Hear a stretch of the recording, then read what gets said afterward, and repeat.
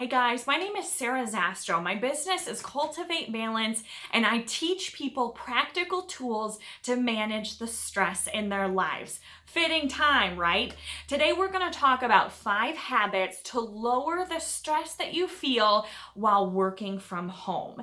And whether you have little kids at home that you're trying to manage or not, these are all great tools that can help people of all ages and all stages of life be more productive as they're working from home. So first off, it's important to maintain some sort of a schedule. Now this can be kind of loose and it's going to look different based on your situation, but having a routine every day that you stick to is going to be helpful for a couple of things. First off, it's helpful for our brain and our mindset to make sure that we're being productive around the same times every day. It's also helpful for other people to set the expectation that you will be working in general from 8 to 4 every day. And whether you're trying to teach little kids, little ones at home, that this is work time, or you're trying to teach your spouse that they can't just come in with any little problem or thought that they have, setting expectation and having a schedule is really important. The other thing that it does is provide certainty in your day. So have kind of a loose schedule, not that you have to stick to it like clockwork, but it certainly helps. Number 2 is to make sure that you have a designated office space. And whether you have a spare bedroom that you can convert or you just have a quiet corner in your den or your living room, it's important that you work in the same designated place every day. Now, with that being said, it's also important that that space is set up so that your body is in proper alignment. I do a lot of work with physical pain, with soreness and headaches and that sort of thing, and a poor setup for your work environment is the number one trigger for chronic pain, for headaches every day, and for eye strain. So if you need a little bit of help, we have a free checklist. It's a printable, you can look at it, and it takes you through how to make sure that your office setup is correct. Now, you don't have to buy anything crazy. Amazon boxes and old college textbooks work great, okay? But it's really important that your body is set up so that your workspace is conducive to proper body alignment. It'll save you a lot of pain, a lot of headache, and you'll actually be more productive if you're not dealing with sore neck and shoulders, excuse me, come the afternoon. Number 3, this is a power tip right here, is to do a daily gratitude practice. Now, what I do is wake up in the morning, and as I start my coffee, I take out a little notebook that I keep inside my coffee filters. There's a little hole inside the coffee filters, and I take that notebook and I write down 3 bright spots that happened yesterday. So a bright spot is just a moment in time when something good happened.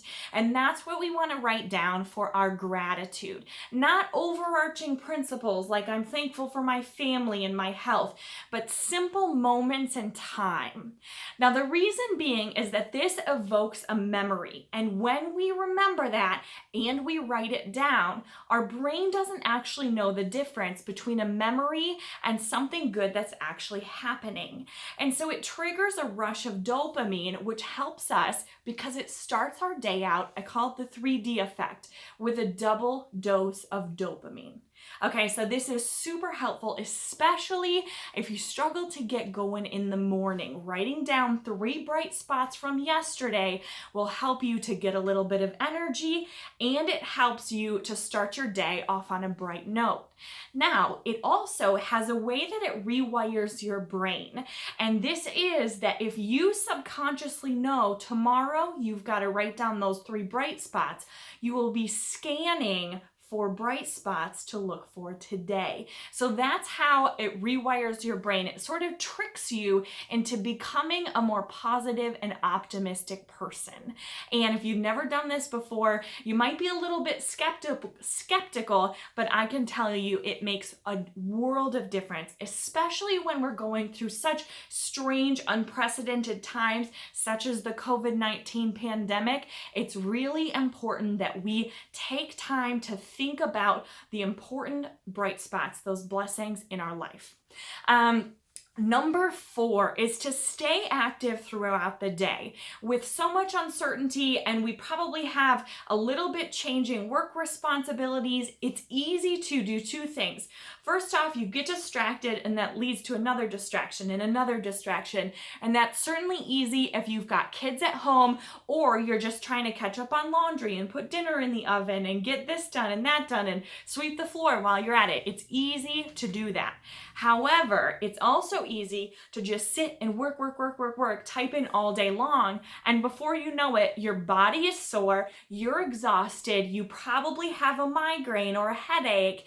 And so we need to move a little bit every day, every hour. So a good rule of thumb is 20 seconds every 20 minutes. Did you know that very few of us can actually concentrate for more than 20 minutes at a time? Did you know that? It's astounding, especially with cell phones. We're constantly checking and cross-referencing and looking things up on all these different devices, and it doesn't actually help us get things done. It leads to more distraction. If we force ourselves to get up, to stretch, to roll those shoulders, do a little neck, ear to shoulder stretch, then it helps us to stay focused during those 20-minute chunks.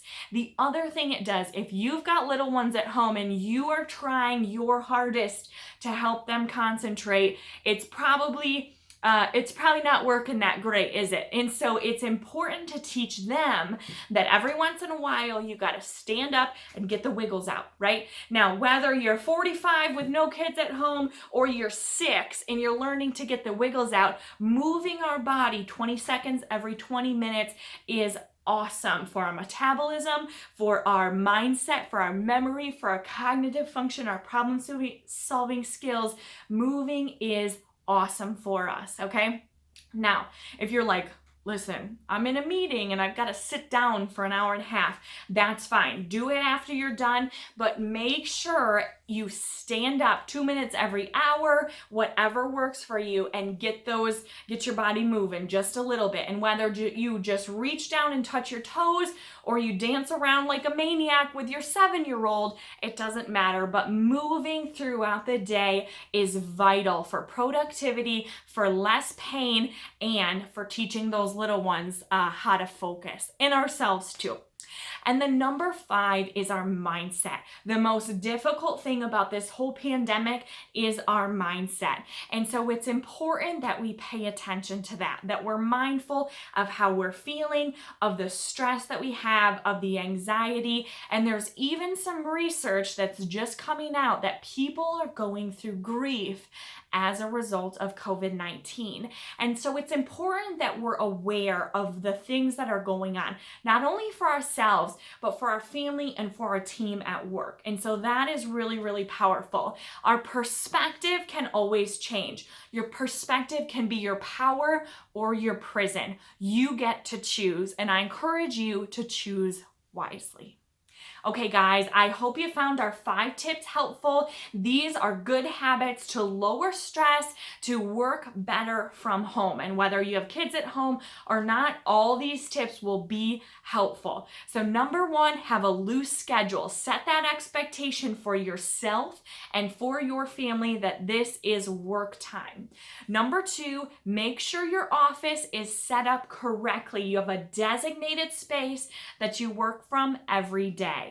Number 3, start each day with a daily gratitude practice, that double dose of dopamine. Number 4, stay active throughout the day, move 20 seconds every 20 minutes. And number 5, mindset is key. Your perspective can be your power or your prison. You get to choose. Good luck today.